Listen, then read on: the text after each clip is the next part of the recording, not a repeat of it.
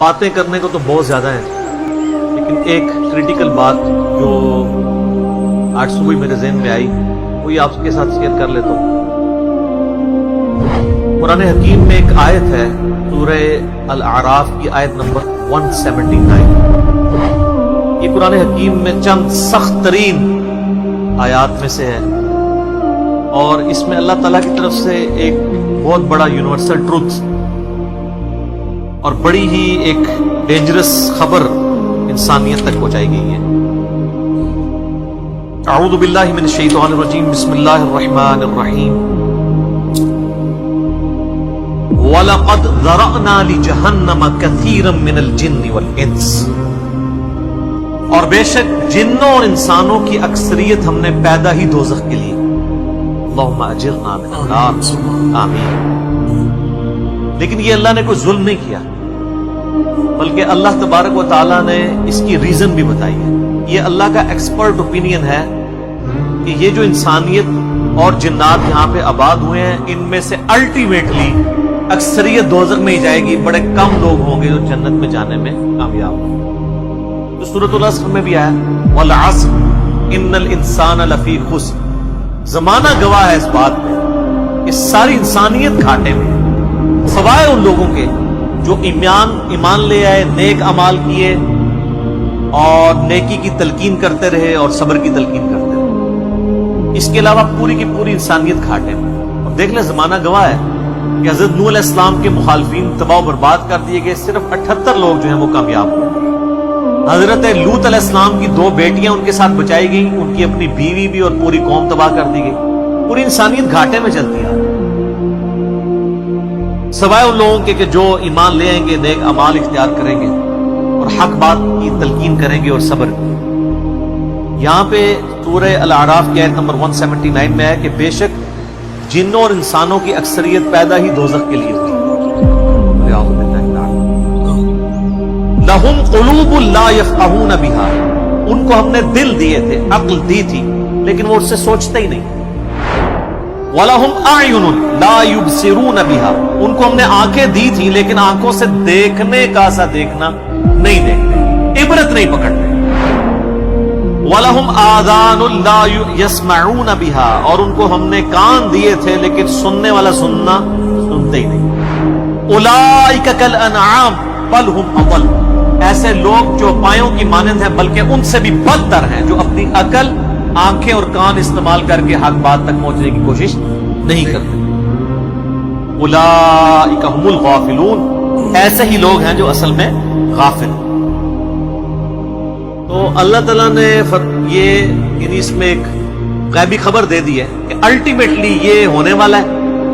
مطلب کیا کہ آپ جس نے تیاری کرنی ہے وہ خود تیاری کر لے۔ اس کو میں ایک مثال سے سمجھاتا ہوں کہ اس وقت تقریباً یہاں پہ 80 کے قریب لوگ بیٹھے ہیں، اور میں یہ کہوں کہ میں ایک گولی چلاؤں گا جس کو بھی لگ جائے، تو ہم میں سے کیا ہر شخص یہ سوچے گا کہ یار ایک ہی گولی ہے، 80 بندے ہیں، کسی اور کو ہی لگے گی، ضروری ہے مجھے ہی لگنی ہے؟ ایسا تو کوئی نہیں سوچے گا، سب دڑکی لگا دیں گے۔ لیکن آخرت کا معاملہ کیا ہے؟ بخاری و مسلم دونوں کی حدیث ہے، متفق علیہ، کہ آدم علیہ السلام کو حکم ہوگا کہ جنتیوں اور دوزخیوں کو الگ کرو۔ حضرت آدم علیہ السلام پوچھیں گے کہ اے اللہ کتنے جنتی اور کتنے دوزخی؟ تو اللہ تعالیٰ فرمائے گا ہر 1000 میں 999 دوزخی اور صرف 1 جنتی۔ تو یہاں اگر 1000 بندہ اور میں کو ایک گولی چلے گی، ہر بندہ بھاگنے کی کوشش کرے گا، لیکن آخرت کے بارے میں یہ حال ہے کہ ہر ایک بندہ یہ امید لگایا ہوا ہے کہ وہ جو ایک بچے گا نا وہ میں ہوں گا۔ اور ادھر 1000 بندے کے اوپر ایک گولی چلائی جائے تو 1000 کا 1000 سوچے گا جو ایک پھڑکے گا وہ میں ہوں گا۔ بالکل 180 ڈگری سوچ ہے۔ یا اس کو یوں سمجھے کہ میں کیونکہ ایک گولی چلاؤں گا 999 بچ جائیں گے، ایک کوئی لگے گی، کوئی نہیں کہے گا یار 999 بچنے ہیں تو چلو ایک میں بھی ان میں بچنے والوں میں ہوں گا، لیکن کدھر میں ہی نہ پھنس جاؤں۔ اور آخرت میں تو معاملہ بالکل الٹ ہے۔ بہت کریٹیکل ایشو ہے۔ انسان کو اپنی آخرت کی فکر کرنی چاہیے، اللہ کو سیریس لینا چاہیے۔ جو لوگ دنیا میں اللہ کو سیریس لیتے ہیں وہی اپنی اصلاح کر رہے ہیں، ورنہ اللہ تو بے پرواہ ہے۔ یقین کریں، پوری کی پوری انسانیت دوزخ میں چلی جائے، اللہ کو کوئی پرواہ نہیں ہے۔ پوری کی پوری انسانیت جنت میں چلی جائے، اللہ کو کوئی پرواہ نہیں۔ اور یہ جو اکثر لوگ مثالیں دیتے ہیں کہ دیکھیں کوئی ماں اپنے بچے کو کیسے دوزخ میں پھینک سکتی ہے، تو اللہ تعالیٰ تو ماں سے بھی بڑھ کے محبت کرتا ہے، وہ کیسے پھینکے گا؟ بھائی اس لیے پھینکے گا کہ اللہ تعالیٰ کے وہ احساسات نہیں ہیں جو ایک ماں کے ہوتے ہیں۔ ماں تو اپنی نفسانی خواہش یا محبت کی وجہ سے مغلوب ہو جاتی ہے، لیکن اللہ مغلوب نہیں۔ اللہ تعالیٰ کیا فرعون سے اس کی ماں سے بڑھ کے محبت کرتا ہے جو اس کا باغی ہے؟ یہ محبت تو ان لوگوں کے لیے جو اس کے تابع فرمان ہو، جو اللہ کے دشمن ہیں ان کے بارے میں تو اللہ تعالیٰ فرماتا ہے انا من المجرمین منتقمون، ہم مجرموں سے انتقام لے کے چھوڑیں۔ ان کے لیے یہ معاملہ نہیں ہے۔ ہمیں تو یہ بتایا گیا ہے اللہ تعالیٰ ایک بوڑھی نانی اماں ہے جس نے یہ ایک نعوذ باللہ ایک سسٹم چلایا ہوا ہے، اینڈ پہ سب کچھ چھوڑ دے گا۔ نہ، اگر یہ بات ہوتی تو انبیاء کرام علیہ السلام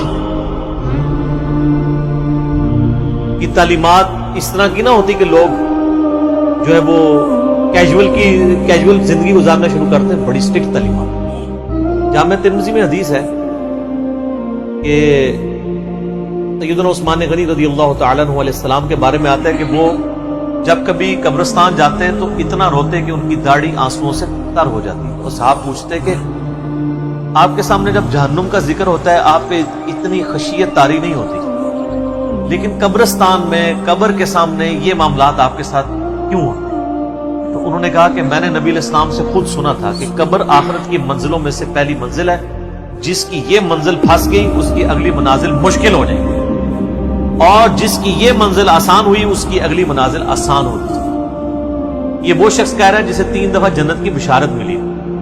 ہمارے پاس کوئی جنت کا ٹکٹ نہیں ہے، اور ہماری بے پرواہی اپنے عروج کے اوپر۔ اسی کو پنجابی میں کہا جاتا ہے نا، عقل نہ ہوئے تے موجیں ہی موجاں، عقل ہوئے تے سوچے ہی سوچاں۔ جسے عقل نہیں ہوگی وہ موجیں مارے گا، اسے پتہ نہیں ہے نا، لیکن جسے عقل ہوگی وہ سوچے گا کہ یار یہ معاملہ تو بڑا خطرناک ہو جائے۔ یہ بخاری میں حدیث ہے، نبی علیہ السلام نے فرمایا آپ ایک جگہ سے گزرے، کچھ اصحاب آپس میں یعنی ہنسی مذاق کرتے ہوئے ہنس رہے تھے، تو آپ کھڑے ہو گئے، آپ نے فرمایا جو کچھ میں جانتا ہوں نا اگر تم جان لیتے تو بہت کم ہنستے، زیادہ رویا کرتے۔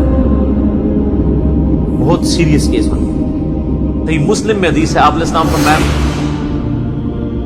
کہ میں اللہ سے دعا کروں کہ تمہیں عذاب قبر سنوا دے۔ دکھانے والی تو کہانی ختم، سر سنوا دے، لیکن مجھے ڈر ہوا کہ اگر تم نے عذاب قبر سن لیا تم اپنے مردوں کو دفنا نہیں چھوڑ دو، ایسی خشیت تم پہ تاری ہو۔ لیکن یہ اللہ تعالیٰ نے سب کچھ پردے میں رکھا ہوا ہے سر۔ صحیح بخاری میں حدیث ہے کہ میت جو ہے وہ چارپائی پہ کلام کرتی ہے، نیک میت کہتی ہے مجھے جلدی جلدی میری جگہ کی طرف لے چلو، اور جو بری میت ہے وہ چیخو پکار کرتی ہے کہ مجھے کہاں لے کر جا رہے ہو۔ اور نبی علیہ السلام کے الفاظ ہیں صحیح بخاری میں کہ زمین و آسمان کی ہر مخلوق اس کی چیخیں سنتی ہے سوائے جنوں اور انسانوں کے، کیونکہ جنوں اور انسانوں کو اللہ تعالیٰ نے غیب کے پردے میں یہ چیزیں رکھی ہیں نا، اسی کے اوپر تو جنت ہے۔ ان الذین یخشون ربهم بالغیب لهم مغفرۃ واجر کبیر، جو لوگ بن دیکھے اپنے رب سے ڈرتے ہیں ان کے لیے مغفرت ہے اور اجر کبیر ہے۔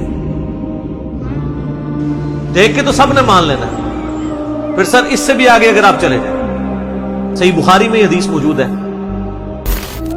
کہ جب میت کو سوالات کے جوابات نہیں آتے نا تو فرشتے اس سے پوچھتے ہیں کہ تجھے سوالات کے جوابات جو نہیں آئے یہ کیا معاملہ تیرے ساتھ ہوا؟